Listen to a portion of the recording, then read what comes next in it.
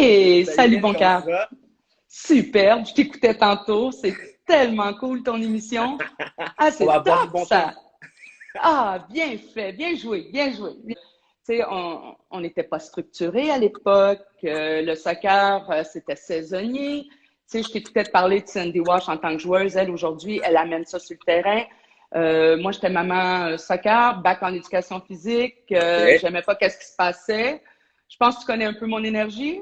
Ben, Alors, quand j'étais à l'extérieur puis je voyais un peu qu'est-ce qui se passait sur le terrain, je me disais, voilà, faut que je mette un peu ma du main ordre dans tout là-dedans. ça. Alors, j'ai devenu coach de soccer. J'ai jamais voulu être prof en éducation physique. Moi, j'ai toujours voulu être coach professionnel. Et OK. là, j'ai tombé en amour avec Botisport. Je l'appelle Botisport parce qu'après, moi, je l'ai apprivoisé. Écoute, pour moi, c'était comme j'étais tellement passionnée du soccer. C'est venu très, très tôt. Très, très tôt. Mes enfants avaient 4 ans. Je me suis impliquée soccer à 4. Et j'ai travaillé toujours pour Bobriand. Je ne sais pas si tu as su, j'ai toujours eu la même équipe pendant 14 ans. Wow. Pourquoi les garçons? Tout le monde me le demande. Je me suis fait élever par un père. OK. J'ai été coachée par des hommes.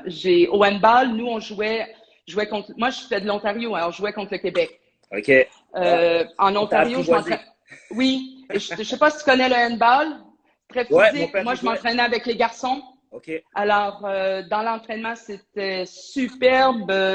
J'avais une façon avec eux, c'était pas compliqué. Naturellement, j'avais un bon niveau aussi, alors ça l'aidait, mais Ouais. super bien respecté. Le langage, hein, entre gars et filles, c'est entre deux gars. J'ai appris tout ça. J'étais super bien là-dedans. C'est ce qui vous a Alors, formé pour la suite en termes oui, d'éducatrice? je pense que j'avais je le dis, je pense que j'avais une pédagogie masculine dès le début. Élever 3 garçons dans l'élite, hein, je sais pas si je pense que il y a des gens qui connaissent un peu mes enfants. J'avais des enfants doués, Charles Ludon qui était dans ma maison. Moi, j'étais dans le monde d'hockey. Ouais. Alors, tu sais, il fait son signe de croix pour mon fils qui est décédé. C'était son gardien de but. Alors, qui allait passer pro au hockey à 14 ans? Charles Ludon, aujourd'hui, il ne savait même pas. Alors, tu Mhm. sais, bref. Alors, un peu ce côté-là.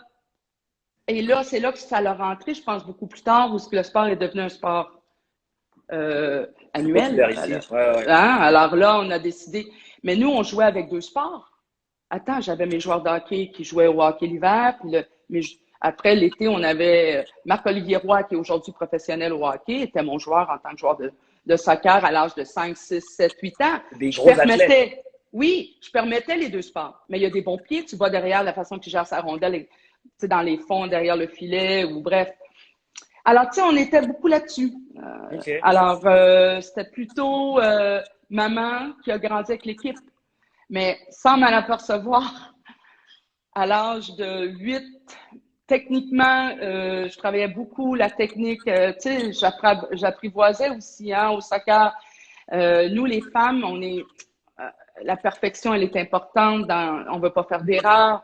Et je ne sais pas si tu savais, mais moi, l'équipe a été construite sur Samuel Leblanc. Ben oui. Ben Déjà, oui. bon, Ben oui. merci Bobriand. Valérie Sanderson, c'était au féminin. Moi, j'avais Samuel Leblanc. Ouais, Samuel Alors, Leblanc, c'était la pierre angulaire d'Émile-Île déjà au début. oui. Et ses C'était un parents me joueur l'ont donné incroyable. à 10 ans. Hein. Ils m'ont dit, Lynn, moi, je me souviens, Denis Chalfant, il avait venu faire une présentation à travers tous les clubs parce qu'il disait, faut qu'on commence à être structuré. Moi, Bobriand avait 2 maillots, là. C'est trop drôle. Ça. Il y avait les bleus pour le local, puis Et le il y rouge. avait le rouge pour le compétitif. Quand le FC Metz est rentré là, il dit, bon Dieu, ça a l'air les bons et les pas bons. Tu sais, comme, alors, le FC Metz est rentré chez moi, Ouais. À Boisbriand.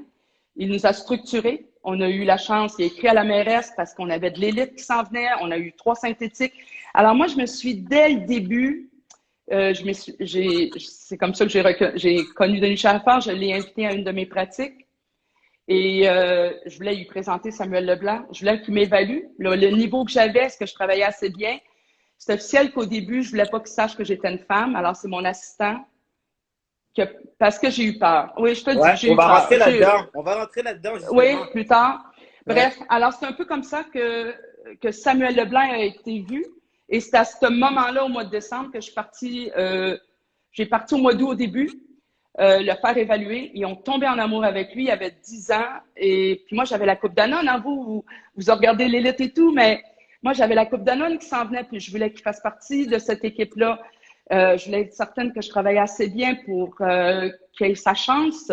Puis j'avais d'autres bons joueurs. On parle de Samuel Leblanc, mais en pour un toujours qui amène le groupe aussi à aller vers l'avant. Ouais. Et je voulais pas faire d'erreur. Alors, c'est là que le FC Metz il a rentré dans ma carrière. Ça a été mon club de formation. Moi, c'est pas le Québec. Ça a été Denis Schaeffer. Ça a été... Alors, je suis partie 30 jours après, il y avait 10 ans, hein, en décembre, avec Samuel Leblanc. Et c'est là que j'ai commencé ma formation. C'est là qu'ils m'ont donné des devoirs parce que ce que nous, on ne savait pas à l'époque, c'était la prise de décision. Eux, là-bas, la vitesse de jeu, elle était déjà bien installée et j'avais une grande responsabilité avec mon équipe d'entraîner la prise de décision et les appuis. C'est ça qui faisait la vitesse de jeu. Qu'on manquait ça dans notre jeu? Oh mon Dieu, au Québec, on ne voyait pas avant de recevoir. Ils l'ont analysé directement, ça? Ah, directement. OK. Directement. Alors là, je suis partie parce que faut savoir que Samuel Leblanc, c'est un joueur en 10. Ouais. Alors déjà, j'avais des devoirs, moi, sur des ateliers sur la prise de décision. Alors, écoute, là, je suis rendue à quel âge? Il y a 10 ans seulement. Alors, pour moi, déjà, je faisais ce travail-là, puis je faisais énormément de travail d'appui. Okay. Alors, tu peux comprendre que... Mais là, moi, je suis juste entraîneur. Après ça, le 2A est rentré, puis là, j'allais chercher mon DEP. J'étais la seule femme, hein, sur 80 hommes. Wow. Moi, je me souviens à mon examen, Marco De Santos est après moi. Le coach de Vancouver Wildcats. Et donc, j'ai travaillé avec Philippe, dont j'ai coaché avec la femme de Philippe, Alexandra aux équipes du Québec. Alors, mais tu sais, t'as Marco qui arrive de l'Afrique. Attends, là, c'était comme... Et je me souviens, je suis sortie de ma séance, il est venu me voir, il m'a serré la main, il m'a dit « Quelle séance! T'as bien fait! » Et là, j'étais je me dis, j'étais-tu si bonne, tu sais, j'étais-tu à la hauteur? Il m'a dit, ah oui. Puis c'est là que j'ai commencé à rentrer dans ce monde-là, tu sais, comme. Vous avez pris la confiance? Oui, les licences. Là, je passais mon DEP. À midi, supposément, je l'ai su par la suite, là, j'étais la seule qui avait passé. Alors, tu sais, comme, j'avais quand même, il m'avait dit que j'avais monté quand même la barre. Ouais. Moi, j'étais là, j'ai dit vraiment, c'est vraiment pas ça, mais bref, c'était ça. Mais, dès le moment, je vais t'expliquer, j'ai vraiment toujours été encadrée avec des hommes exceptionnels. Parce que oui, j'étais coach féminine avec ce groupe-là jusqu'à l'âge d'à peu près 14 ans. Quand j'ai été chercher, et comme tu sais, nous, à l'époque, les licences, la licence provinciale ça, c'était pour les équipes. Nous, c'était notre DEP pour le 3A. Ouais, c'est licence C aujourd'hui à peu près, je pense. C'est exact. Alors, la licence B, moi, j'avais déjà ce groupe-là en place. Et là, tout le monde voulait venir jouer. Mais c'est ça. Après ça, Leblanc, il était parti, lui. Leblanc était parti à Metz depuis l'âge de 14 ans. Alors, je voyageais souvent pour aller voir s'il était bien. Alors, c'est un peu ça, l'équipe. Après ça, tout le monde a voulu venir parmi l'équipe. Et si je regardais tes questions, puis tu me disais, tes joueurs, on était dans des relations plutôt, tu sais, affectives aussi. J'étais beaucoup à l'écoute de mes joueurs. J'étais très proche. Puis, c'était mon équipe. Je sais, on n'a pas le droit de dire ça, là, en tant qu'aujourd'hui, qu'est-ce que je sais à 57, je fais attention, mais aujourd'hui, c'est encore mes joueurs parce qu'ils m'appellent, puis ils sont très proches de moi, puis je regarde les hommes qui sont devenus. C'était joli de voir cette équipe-là, comment qu'elle progressait ensemble à travers, tu sais, on faisait 10 tournois, nous, par année. On en avait 2 gratuits. Puis moi, j'ai eu la chance d'avoir un homme d'affaires dans ma maison. Alors, j'ai beaucoup été business avec l'équipe. OK. J'ai parti très tôt au FC Metz. Mais comment a commencé cette relation avec le FC Metz et pourquoi le FC Metz? Est-ce que c'est un lien par hasard qui était avec un monsieur du FC Metz ou c'est un club que vous avez choisi, désigné? Non, c'est Denis Schaeffer qui est venu. OK, donc c'était lui nous qui parler de la structure. Okay. Il est venu ici. Puis il a parlé à tout le monde. C'était le truc des colocs. Et là, écoute, j'ai dit, je veux qu'il évalue mon équipe. Je veux connaître cet homme-là. Alors là, tu vas rire, mais j'ai payé, et ça, c'est le gros running gag là entre nous, parce qu'on est c'est mon meilleur ami. Et j'ai dit, Denis, t'évaluerais-tu mon équipe pour 100 € ? Alors, j'ai fait appel comme gérante d'équipe. Et il est venu. Puis il a vu mon numéro 4, qui était Leblanc. Et à un moment donné, comme tu sais, il y a beaucoup de gens qui voulaient avoir Samuel. Bref. On a essayé de te voler, c'est sûr. Les directeurs techniques, hein. Il faut faire attention à ce que j'ai vécu. Moi, c'était pas toujours facile. Alors, Mais eux, ils ont été super protecteurs et dans l'évaluation, ils viennent me voir, Denis Schaffer, puis il me dit, t'es la coach? J'ai OK. dit oui. Il dit, je sais que t'es la coach. Viens me voir. Il dit, est-ce qu'on pourrait parler business? On a fermé les portes, puis il a dit, je te veux tout seul. Il a tassé tout le monde. Puis, parce que j'étais j'étais avec les directeurs de la région à l'époque, il a tassé tout le monde face à face avec moi. Il dit, j'aimerais ça prendre soin de Samuel Leblanc. Il avait 10 ans à l'époque. Alors, c'est comme ça qu'on est venu en relation avec le FC Metz. Après, ça me donnait un palier pour envoyer des joueurs gratuitement. Ouais. Parce que après, il fallait que je m'explique. Crédibilité. Oui. Parce que ce qui était difficile avec mon équipe, c'est que moi, j'ai pas.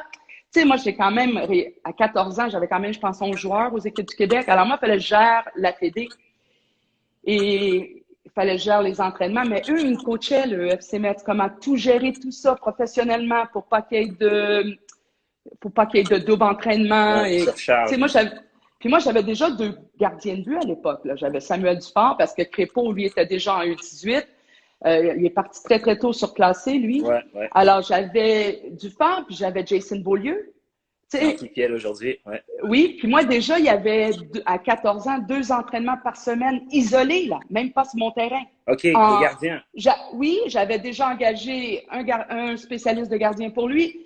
Moi, j'ai eu cette grande chance-là d'avoir du monde qui croyait à mon projet de jeu. OK. Alors, quand tu parles de confiance entre les joueurs et tout ça, c'est que tu sais que j'ai travaillé avec Gilles Auriol. Gilles est venu, il était le préparateur physique à l'Impact à l'époque. On a investi en lui dans le club.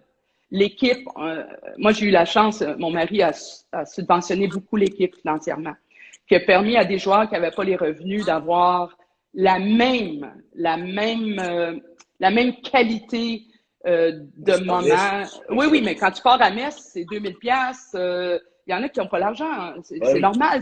Une équipe, c'est une équipe. Oui. Alors, j'ai eu la chance avec mon mari d'aider ces jeunes-là ou ce qui ont resté. Tu sais, le collectif, nous, il n'y a jamais eu de problème financier. Ce gros stress-là, je l'avais déjà enlevé, moi. Wow. C'est énorme. C'est énorme. Ben oui, ça change la vie de beaucoup d'athlètes, entre un oui et un non. Et tout le monde connaît certains de mes athlètes. C'est moi qui les amène à la maison. Alors, j'avais énormément, tu sais, j'avais ce côté-là maternel dans l'auto où j'avais une chance d'avoir une belle voiture. Alors, je branchais leur musique. Ils me parlaient de leur vie. Alors, il y avait aussi moi, je savais ce que j'avais devant moi en tant qu'athlète.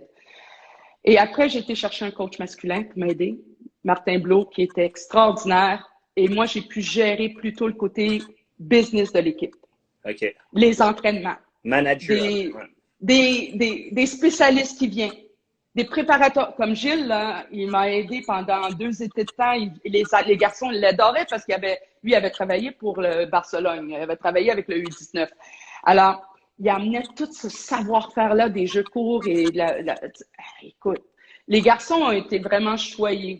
Vraiment. Mais quand vous dites les garçons, est-ce qu'on pourrait dire que cette génération qui est la génération 94 était un peu ta génération coup de cœur, malgré que vous avez passé beaucoup d'années dans le coaching? Est-ce que cette génération-là de Samuel Leblanc, qui était un des meilleurs joueurs de la province et même du Canada au temps de Danone, Samuel Piette, Michelot, les meilleurs attaquants ou les meilleurs joueurs du Québec, est-ce que c'était votre génération coup de cœur?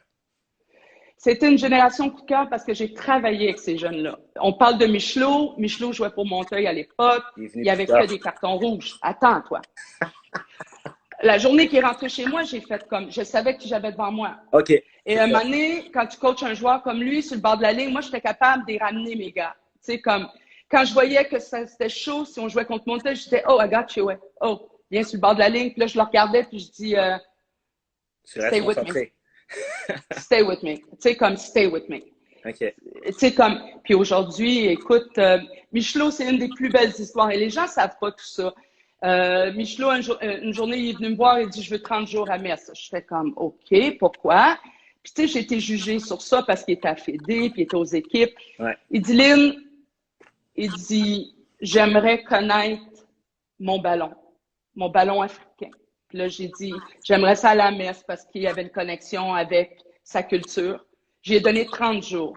Tu devrais voir, je l'ai encore, la lettre qu'il m'a écrite quand il est revenu. J'ai changé sa vie. Il a mieux compris qui il était en tant qu'athlète. Ouais. Tu vois, les 14 à 17 ans, là, c'est des moments où la pédagogie, où tu dois les faire sentir bons aussi. Ils sont en déséquilibre. Beaucoup dans la tête.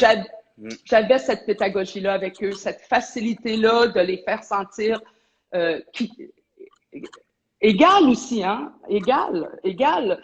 Un, il était mieux que l'autre, mais les besoins étaient différents. Je pense que j'ai su faire ça bien. Et comment vous avez su gérer les égos? Parce que c'était des joueurs qui, moi, par exemple, j'ai joué contre Michelot, je vous donne cet exemple-là, quand il était à Laval, du Québec, c'était des joueurs qui semblaient des fois tellement forts mentalement, peut-être même arrogants, avec un ego. Vous les avez tous eus dans un même club, avec un club qui était autour de Samuel Leblanc. Et il y a eu Samuel Piette et Michelot. Comment vous gérez tous ces égos, ces grosses têtes qui sont tellement en pleine réussite? J'ai adoré. On les mettait souvent. Moi, quand j'ai coaché, c'est qu'il y avait énormément de formes jouées, comme vous appelez ça le gag aujourd'hui, là, mais tous mes ateliers chez les garçons que j'ai eu la chance de coacher, même dans les sports-études, beaucoup de formes jouées. Ils aimaient la compétition. Il était toujours stimulé en moment compétitif. Ça chauffait tout le temps dans mes joueurs. Parce que je stimulais ça. Alors, j'avais ce contrôle-là avec eux. Les égos étaient toujours touchés dans mes entraînements. Tu sais, c'est comme... Mais, tu le vois aujourd'hui, hein, c'est la fête des vents. Des fois, je pense à ces joueurs-là. Puis la façon qu'ils me regardaient sur le terrain et tout, parce qu'aujourd'hui, j'ai ce respect-là. Tu sais, je suis comme une deuxième mère aujourd'hui pour ces enfants-là. Mais ils me regardaient, là, puis ils savaient la ligne. Tu savais ta ligne, toi, avec ta mère, quand tu étais jeune. Alors, il y avait ce côté-là que j'ai eu la chance, moi, en tant que femme, en tant qu'entraîneur, de maintenir ce respect-là. Et quand tu entends parce qu'il y a eu des discours qui sont faits au cours de mes années dans le Soccer Québec, un joueur comme Gennaro qui a déjà dit à haute voix je ne savais pas que vous l'aviez coaché, que vous étiez la meilleure entraîneur qui n'ait jamais eu. Vous êtes une femme, vous entendez ça d'un joueur qui est au CNHP, qui est reconnu. Vous êtes une femme, vous êtes le premier dans son cœur. Comment vous prenez ce genre de mots qui semble, c'est énorme? Généraux, je l'ai amené très jeune au FC Metz. Il voyageait avec mon équipe. Ça, c'est la génération 96. J'ai coaché mon fils aussi, 96, le plus jeune. C'était l'équipe de mon plus jeune. J'avais 2 équipes à l'époque. Généraux, il faisait partie de cette énergie-là, du groupe que j'avais. Je l'ai fait sentir partie. Tu sais, Généraux, il était techniquement bon déjà. Il avait des atouts, il avait une maturité, il était plus jeune, mais avec mon groupe, c'était facile. C'était facile. Est-ce qu'il était surclassé des fois? Avec moi. Oui. Puis à Metz, il jouait avec moi dans les... Tu sais, les entraînements, tout le monde peut s'entraîner. Hein, je l'ai toujours dit. Hein, Claude, tout le monde peut s'entraîner avec les bons joueurs. Jouer le match... C'est autre chose. À Metz, je les ai amenés, hein, parce que tu sais pourquoi je les ai amenés à Metz. Hein? C'était pour leur montrer qu'est-ce qu'ils valaient. Parce que notre réaliste au Québec, c'était pas... Moi, il pensait qu'il était vraiment bon. Ouais. Alors, tu sais, j'avais gagné la Coupe Ontario-Québec à 16 ans, mais j'avais battu Nancy 4-3. Et la rivalité, c'est Metz et Nancy. Je l'oublierai jamais cette année-là. Ça a été une année extraordinaire.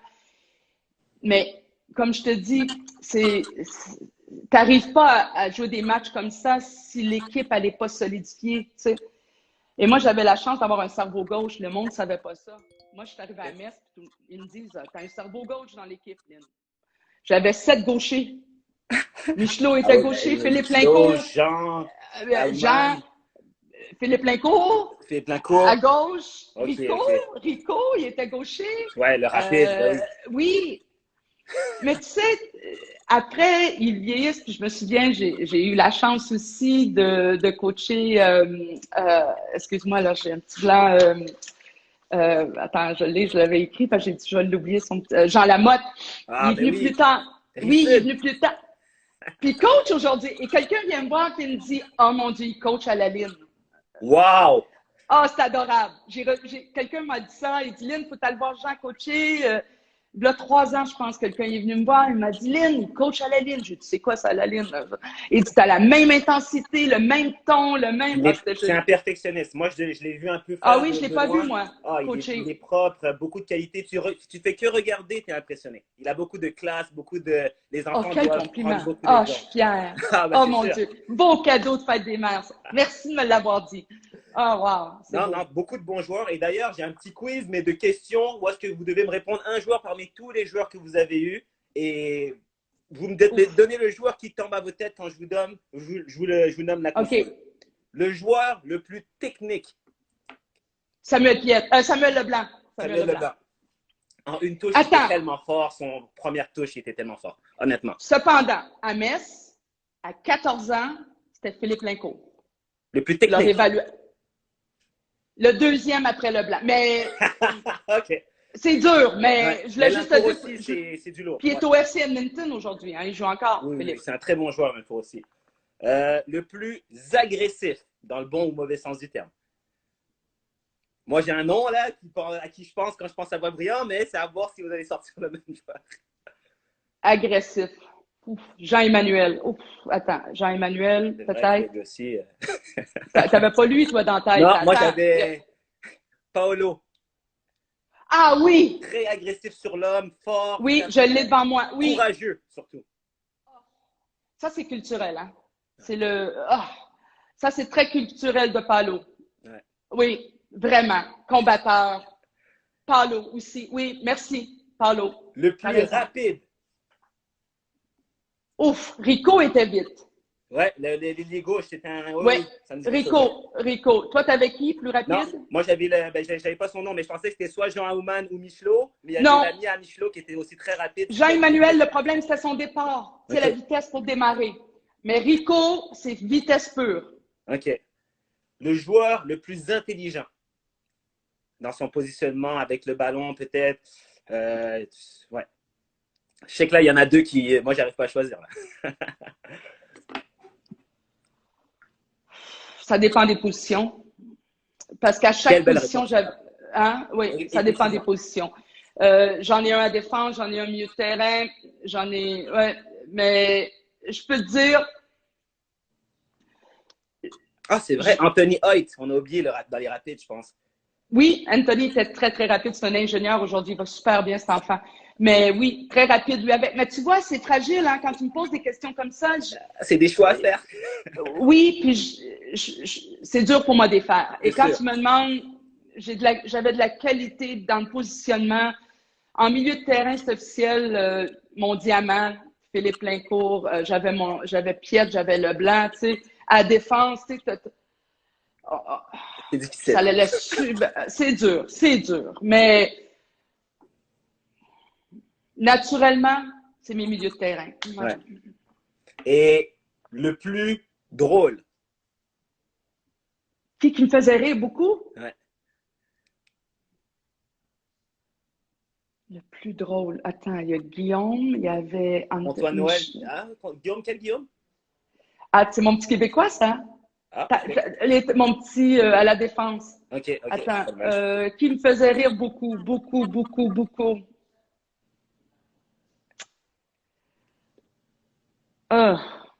Samuel Piette, c'est un clown, hein?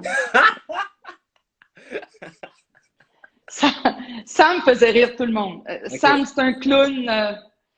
Mais tu sais, il y avait une clique, mes gars, là. Tu sais, moi, faut que je te dise que je les voyais de l'extérieur, ça riait tout le temps, là. Tu sais, tu me demandes ça comme ça, puis c'est dur parce qu'il y avait tellement un plaisir ensemble. Tu sais, ça jouait la Coupe du Monde avant l'entraînement. Eux autres, ils arrivaient 45 minutes avant l'entraînement, puis c'était la Coupe du Monde. Ils étaient très heureux ensemble. C'est dur. Tout le monde. Il y avait un grand plaisir à travers les joueurs. Mais c'est vrai que Piette, c'est mon clown. Et le plus leader? J'avais un silent leader, Samuel Leblanc. J'avais j'avais deux capitaines à moi. Tu sais que j'avais deux capitaines. J'avais Leblanc parce qu'il partait puis il revenait, puis c'était mon vrai capitaine. Ça, à cause de l'identité de l'équipe. Ouais. L'identité du club, tout ce qui est Samuel Leblanc pour le club, pour ma formation aussi. C'est lui qui m'a formé en tant que, tu sais, c'est lui qui m'a permis d'avoir cette identité-là aujourd'hui. Sans lui, j'aurais pas progressé comme j'ai progressé en tant qu'entraîneur. Cependant, Piette, quand j'ai rentré avec Piette et moi, on a eu une entente. Tu vas chercher ta licence B, moi je fais l'équipe nationale U17. Quand il était en essai. Ah oui, ça, moi, j'avais ça avec mes athlètes. Le monde ne réalisait pas. On avait des échanges Tu sais, comme... Objectif de passer. Oui, parce que moi, j'étais une fille qui s'entraînait. Hein, je faisais des marathons à l'époque. Et durant cette équipe-là, j'avais fait 9 marathons. Et je me souvenais, quand je faisais mes minutes et 30, je faisais avec Samuel Leblanc. OK. Je disais, tu m'aides-tu à faire mes minutes et 30 là, dans ma vitesse? Et mon joueur venait faire mon entraînement avec moi. J'avais cette... Tu comprends, j'avais cette facilité-là avec mes athlètes d'avoir un respect, un échange. Et parce qu'on en a parlé la semaine dernière avec, bon, j'avais beaucoup de filles, j'avais Amandine, Valérie Sanderson, oui, et j'ai écouté. Et on se demandait, est-ce qu'on peut réellement coacher des hommes comme on coach des filles? On a eu des exemples comme Rudy Doliska, que sûrement tu as eu beaucoup d'échanges avec lui. J'ai travaillé avec lui, hein. Tu sais que j'ai fait son assistant coach. Donc, il faut encore mieux me répondre. Rudy Doliska, qui, moi, je n'ai pas eu souvent, mais on avait les rumeurs et que même quand j'ai eu mes petites expériences, de très sévères, mais qui était demandant, peut-être juste exigeant, on se demandait s'il pouvait être aussi sévère ou exigeant avec les filles qu'avec les gars. Vous êtes une femme dans le monde des hommes, ou est-ce que vous allez coacher des garçons? Est-ce qu'on peut coacher les hommes comme des filles en tant que femme ou en tant qu'homme? Non, la pédagogie, la fille, elle n'a pas les mêmes besoins attends, elle a besoin d'être en confiance, elle a besoin, c'est les besoins féminins qu'elle progresse sont pas les mêmes que les garçons. Faut faire vraiment attention parce que elles veulent être traitées en athlète. Elles veulent être coachées. Elles veulent bien réussir. Tu comprends? Le garçon, il sait déjà qu'il est bon. Toi, il faut que tu amènes à ta joueuse à comprendre ça. Tu sais, comme tu parlais des attaquantes, c'est dur de former des attaquantes. Mais moi, le soccer féminin aujourd'hui, on est dans une belle qualité, là. On est dans, tu sais, si on est capable, si on serait capable, pardon? On est dans le top, le Canada, au niveau féminin.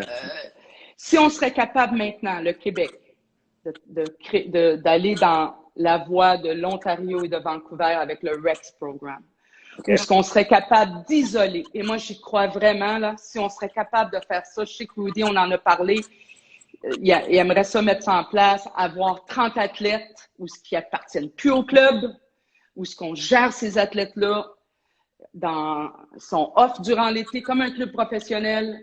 On leur donne la compétition, ils ont un entraînement par jour, on les encadre. À partir de quel âge?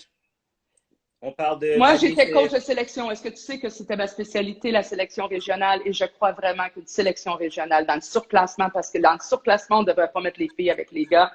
En France, ils l'ont fait parce que c'est culturel. Okay. Ici, au Québec, c'est pas culturel. Il manquait de filles dans les équipes. En France, ils connaissaient ça depuis le bas âge. Ouais. Ici, au Québec, on ne fait pas ça dans le surclassement. Cependant, il y a des bonnes joueuses. J'ai travaillé 7 ans en sélection régionale. 14 ans serait l'âge parfait. Je t'explique pourquoi. Parce que moi, j'ai beaucoup... On parle beaucoup d'athlètes que j'ai surclassés en région. Hein. Tu sais qu'il y en a pas mal aux équipes du Québec qui ont réussi à travers Montréal-Concordia. Quand j'ai développé, j'ai surclassé. Okay. Et tous les filles que j'ai surclassées ont été invitées aux équipes du Québec. Et là, c'est là que je te dis, si on j'attend jusqu'à 14 ans, elle va être prête. Elle va être prête. Mm-hmm. Alors, on crée à 14 ans 30 filles, on les encadre, sont encadrées par la Fédé. On les laisse plus aller travailler dans les clubs parce que c'est compliqué, les clubs, je t'explique. Parce que des fois, ils veulent pas, c'est dur de faire un partenariat avec eux. Moi, je l'ai vu en 13 ans, je l'ai vu au sport-études. Alors, comme ça, on fait une bonne préparation physique. Tu sais, on aurait moins de blessures. Ils seraient moins taxés. Les matchs, l'hiver, on joue contre, dépendant des âges, on peut jouer contre l'université, on peut jouer, tu sais, on peut jouer dans la ligue, on peut... Eux, ils ont le contrôle du match. De Clairefontaine, un peu, hein? Oui, ils font à Toronto, là, à l'Ontario, ils font déjà le REX Programme en Ontario. Ils font aussi à Vancouver. On doit commencer à installer ça là. Je t'explique, parce que nous, la rivalité, c'est l'Ontario. Puis on se demande toujours comment ça se fait quand on regarde les équipes nationales. Parce qu'aussi, la chance qu'on a aujourd'hui d'avoir des ligues professionnelles en Europe. Je sais qu'on pense à ça ici au Canada. Ça serait génial si on serait capable d'avoir une ligue comme ça. Tu sais qu'en France, ils ont utilisé les structures. La FIFA a décidé, On utilise les structures professionnelles, on rentre les clubs professionnels, on crée des ligues. Ouais. Et là, aujourd'hui, on a la Ligue en France, on a la Ligue en Suède, on a la Finlande. Et là, on est rendu avec des joueuses. Parce que moi, tu sais que j'ai emmené Julia Ligori en essai à Lyon. Alors, j'ai vécu quand même 10 jours en stage à Lyon. Et quand j'ai vécu ce moment-là, j'ai réalisé qu'ils contrôlaient leur athlète. La préparation, il n'y a jamais blessure. Et là-bas, là, on ne t'aide pas. Là. Il y a pas, tu guéris ta blessure et après tu joues. Alors, cette mentalité-là. Et je pense, si on commence à voir ça, on va développer des filles beaucoup plus agressives. Parce que l'Ontario, là, c'est des comportements agressifs. Tu sais, on encadre les filles, on leur donne, bref, un programme encadré. C'est bien ce que vous dites. C'est très bien parce que là, on est quand même dans une situation où est-ce que dans un, deux invités, on va rencontrer Gabrielle Carle, qui est la seule joueuse québécoise à l'heure actuelle en sélection nationale. On se demande pourquoi beaucoup qui ne suivent pas le soccer féminin ne savent pas les comparaisons à avoir entre l'Ontario et le Québec. Vous en donnez une très importante, l'agressivité, qui s'en met aussi un peu le physique. Est-ce que c'est quelque chose… Vous parlez de Rudy qui est difficile. Tous ceux qui connaissent Rudy, c'est un homme qui est super intelligent. Je ne sais pas si moi, j'ai travaillé avec Rudy. J'ai pas eu la chance de le connaître ou de travailler avec lui. Oh mon Dieu, c'est un génie. Hein. Déjà, c'est un homme qui a super bien réussi à l'école. C'est un homme qui est doué. Okay. Il voit le déchet très vite. Il est capable aussi… Alors, quand il dit qu'il est exigeant, c'est pas qu'il est exigeant. On connaît qu'est-ce que… Il y a la belle photo de qu'est-ce que la joueuse doit avoir en tant que bagage pour réussir au prochain niveau. Tu sais, on a l'expression « everybody sits on the fence at 18 ». Qui va faire l'équipe première? Hein? Moi, mes joueurs, là, qui va rester jusqu'à 18 ans? Qui va passer pro? Tu sais, Samuel Piette, son parcours, ça n'a pas été si facile à Metz, là. Le déchet technique qu'il y avait et tout. Alors, moi, je pense que si on serait capable d'encadrer les filles, après, dans l'encadrement de ce système-là, U14, U16, après, on peut aussi commencer à solliciter les clubs internationaux, si on les a pas ici, si on n'a pas une ligue. Tu sais, moi, j'étais à Lyon, ils font 5 000 € par mois, là. Attends, là. Ils ont déjà la Smart, comme voiture, commanditaire, avec leur numéro de maillot derrière. Quand je suis arrivée à Lyon, j'ai dit, mon Dieu, c'est vraiment professionnel ici. Oui. Pourquoi pas que nous, le Canada, qui est on a des excellentes joueuses qu'on développe, comment ça se fait qu'ils ne sont pas dans des milieux comme ça? Tu comprends? Pour moi, je l'ai vu à Metz quand ils ont commencé. Naturellement, les gros clubs, l'argent, elle est bonne. Le problème, c'est le passeport. Hein? Tu le sais, c'est toujours ce fameux… oui. Et il y a le côté américain. On a vu Valérie, tu sais, ingénieure aujourd'hui. Jason Beaulieu, ingénieur, il revient, puis il travaille encore et il est encore avec… il est encore joueur. Il y a aussi le côté américain où est-ce qu'on pourrait peut-être solliciter ça aussi si la fille veut l'éducation, parce que tu sais, je regarde, on a sorti quand même des bonnes joueuses qui viennent de l'université. On a vu… aujourd'hui, il y a Evelyne Bien qui est en train de faire le carnage. Oh là là, ce qu'elle fait. Les statistiques qu'elle fait, c'est du Valérie Sanderson, tout ça, là, ouais, c'est incroyable. Et tu sais, des Valérie Sanderson, c'est les premières, hein, les générations 92. Tu sais, moi, j'ai eu la chance de coacher Gabrielle Carle. J'étais l'assistante de Rudy ma première année. Quelle athlète, là. Je veux dire, moi, Gabrielle Carle, aujourd'hui, je la vois, là. Quelle athlète qu'elle était. D'ailleurs, j'ai une question que je veux savoir si on a le droit de dire la chose suivante. Est-ce qu'on a le droit de dire qu'actuellement, Gabrielle Carle est la meilleure joueuse québécoise actuelle? Voilà. Est-ce que on a le droit de dire ça clair et net, ou il y a des joueuses qui ont son niveau, qui n'ont peut-être juste pas la lumière? Parce qu'elle est forte. Ça dépend. Elle est une attaquante. Hein? On les aime, les attaquants. Hein? C'est dur de former des attaquants. On aime les attaquantes. Écoute, Saint-Clair, on l'aime parce que c'est une attaquante. Moi, je pense qu'il y a eu des bonnes joueuses aux équipes nationales. Mais au Québec, une des bonnes joueuses pour l'instant, Gabrielle Carle, oui, je l'accepte. Elle est là, elle est au niveau national. Elle s'est rendue, elle a fait les sacrifices, elle a fait les blessures, elle a fait les coupures. Hein, elle n'était pas certaine si elle passait ou elle passait pas. Tu sais, l'attente de faire l'équipe, c'est pas évident. Je vais être invitée, il faut que je me prépare. C'est ça que les gens ont tendance à penser, que le parcours d'un Samuel Piette ou d'une Gabrielle Carle, c'est que rectiligne. Ils ont tendance à penser, même moi le premier, qu'ils n'ont jamais eu d'échec. Ils n'ont jamais eu de rebondissement. Mais Samuel Piette, Samuel Piette. U17. Il y avait Bryce Anderson à l'époque, milieu de terrain. Shadrach.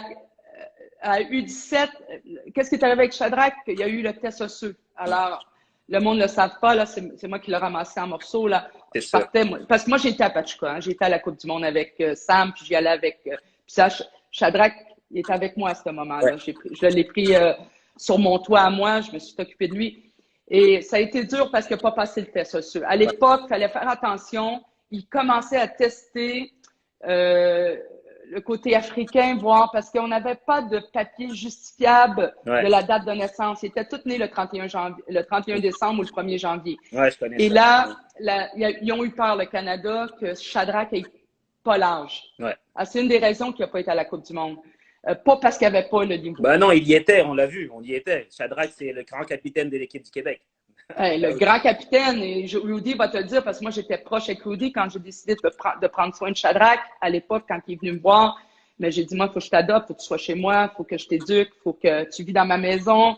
Puis écoute, Rudy, il avait un respect. Tout le monde disait que c'était le chouchou de Rudy, c'était pas le chouchou. Rudy aimait ses joueurs comme moi, j'ai aimé mes joueurs différemment par leurs besoins, tu comprends, pour qu'ils progressent par rapport à leur histoire. Ils savaient qu'il y avait devant eux, Rudy. Et vous alliez dire que dans le fond, Sam, il avait connu des échecs en U17? Ou pas des échecs, mais que c'est pas toujours été facile. La peur de pas faire l'équipe. Moi, je me souviens, c'était dur, là, ce camp d'entraînement-là. Là. Puis moi, j'avais des problèmes parce que il était souvent dans les airs. Et le FC Metz me disait, Lynn, Sam, techniquement, il doit travailler. Il y a eu un retard, Sam, techniquement. Puis la France, c'est là que le ballon français a donné. C'est pour ça qu'il ne parle pas trop de Metz. Ça a été dur à Metz, Sam. Ça a été très, très dur parce que Olivier Perrin était difficile sur lui. À l'époque, c'était... Il n'y avait pas de parents aussi. Hein? Non, puis moi, j'y allais le plus que je pouvais, mais c'était dur techniquement. OK? Et le fait qu'il partait tout le temps avec l'équipe nationale, il n'était pas sur le terrain. Alors, moi, j'avais la pression qui me disait, Lynn, il a besoin de travailler, il a besoin de progresser, il a besoin de terrain. Et là, tu me l'envoies. Là, j'ai dit, écoute, donne-moi. Et c'est là que j'ai commencé à travailler avec eux. Le monde ne savait pas tout ça. Là. Et là, j'ai dit, écoute, Sam s'en va en camp, tu peux-tu lui donner 2 entraînements par jour? Moi, qu'est-ce que j'ai aimé dans la Coupe du Monde? Parce que je suis un peu business, hein, les gens le savent, ça aussi. Je savais que Sam, il était sur le ballon. Puis le 3/4 de l'équipe nationale, à l'époque, était en préparation physique parce que les académies avaient commencé. Alors, moi, je savais qu'il était tout en préparation physique et les camps de l'équipe nationale, c'était dans cette période-là, mais moi, je savais qu'il était sur le ballon dehors parce qu'on était en France. Ouais. Alors, c'est ça qui m'a beaucoup aidé, moi, à bâtir Samuel dans cette façon-là. Okay. Puis, tu sais, Samuel, sa formation, ça a été le ballon allemand, son côté agressif. Ils ont tombé en amour avec Sam là-bas. Il disait que c'était un vrai 6.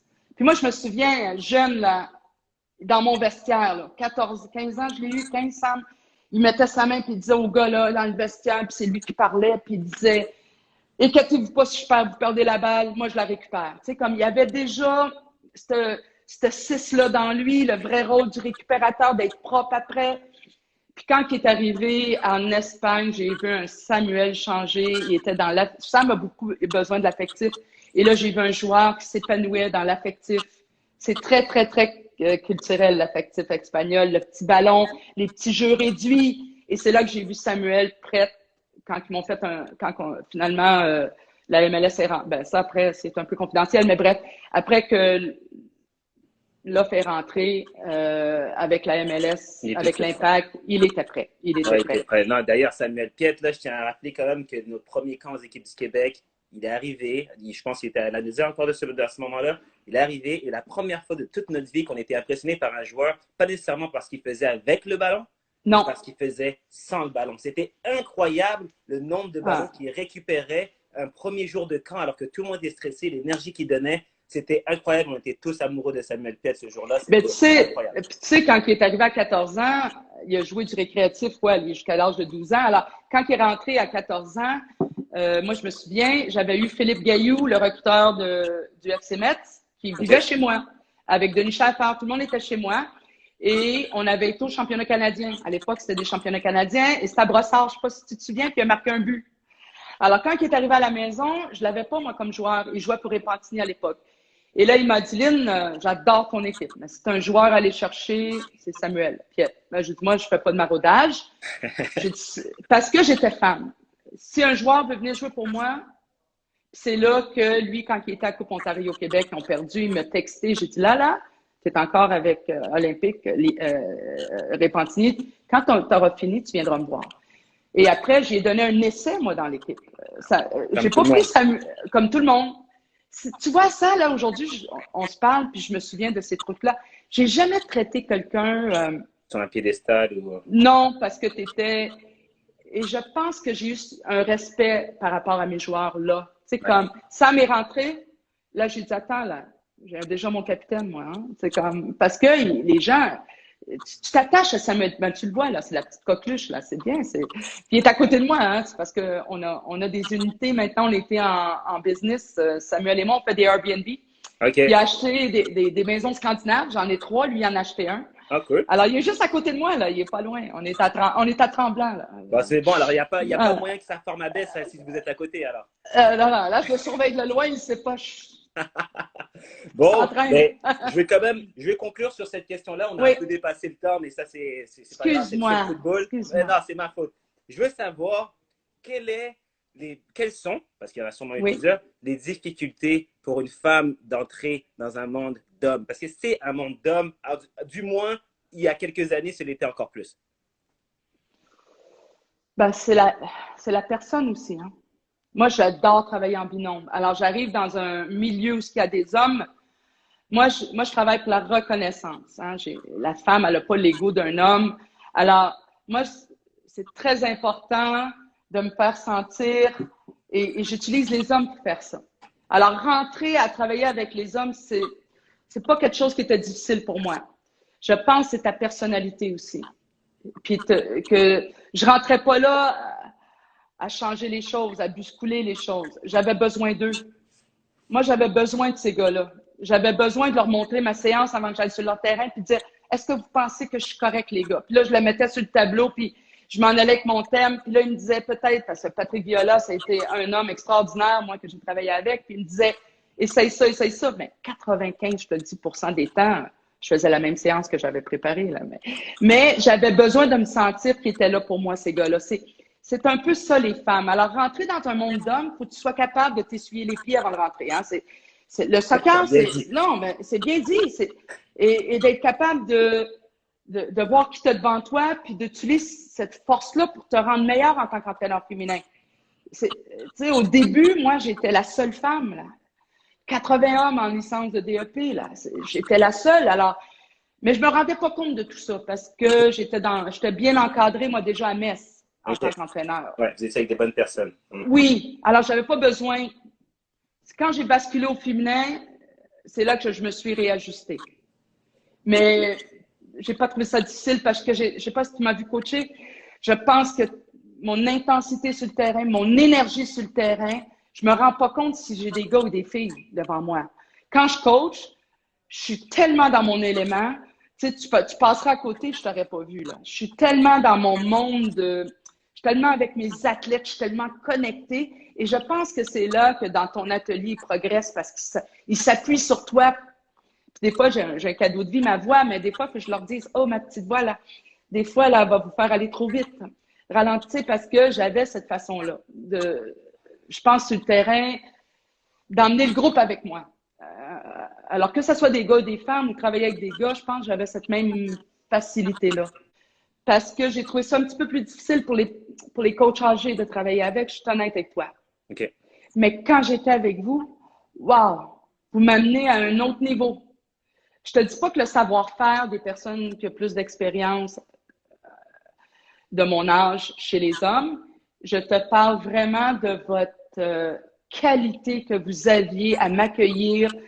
Puis quand je rentrais dans une salle, c'est comme si, moi je m'en rendais pas compte, mais c'était comme j'étais tellement bienvenue, mais moi je me disais, mon Dieu, vous étiez respecté. Oui, mais je le vois. Moi j'étais tellement dans leur amour, tu comprends, dans leur affection, dans leur savoir-faire. Puis là, je les voyais travailler. Puis tu sais, vous étiez vous aviez été déjà, vous, dans le monde de Facebook, dans toute la connexion, les PowerPoint. Puis, tu sais, moi, j'ai fallu apprendre tout ça aux équipes du Québec. Alors, mais vous arriviez avec vos entraînements qui bougeaient tout seul et je me disais, ah, j'adore, comment je peux faire ça? Puis, tu sais, c'est là que j'ai continué à progresser avec vous. Et je vous remercie parce que j'ai une belle carrière hein, avec vous, les jeunes coachs. Vraiment, vraiment. Non, c'est des mots touchants et je suis sûr que tous ceux qui vous écoutent, parce que j'en ai vu beaucoup qui sont de votre club, que vous connaissez, j'ai vu Michelo, j'ai vu Paolo, j'ai vu beaucoup de joueurs qui sont rentrés dans ce live et je suis sûr qu'ils ont que des mots doux parce que j'ai fait quelques témoignages, j'ai fait quelques recherches et ils avaient que des magnifiques messages à vous passer. J'ai utilisé celui de Gennaro pour faire un peu de discussion, mais c'était vraiment une belle discussion. Merci. Merci. Je savais pas qu'ils étaient là. S'ils sont là, je voulais juste leur dire que qu'est-ce que je sais aujourd'hui après le combat que j'ai eu avec mon fils, j'ai remercié parce que je suis en train d'écrire un livre, c'est dans leur honneur à eux, ça s'appelle Le ballon qui m'a sauvé. C'est toutes les anecdotes que j'ai eu la chance de vivre avec eux et la personne que je suis aujourd'hui, c'est grâce à eux. J'ai remercié, vraiment. Merci. Nous, KBS, on te remercie, on vous remercie parce que c'était un beau moment. On savait que ça allait être un bon moment. Merci Lynn, ça a duré plus longtemps, mais ça a valu le coup. Et on passe à Cindy Wash. Merci Lynn d'avoir pris ce temps. Merci. Ça va être magnifique. Au revoir. Passe une belle journée. Bonne fête des mères encore une fois. Ah, merci. Au revoir.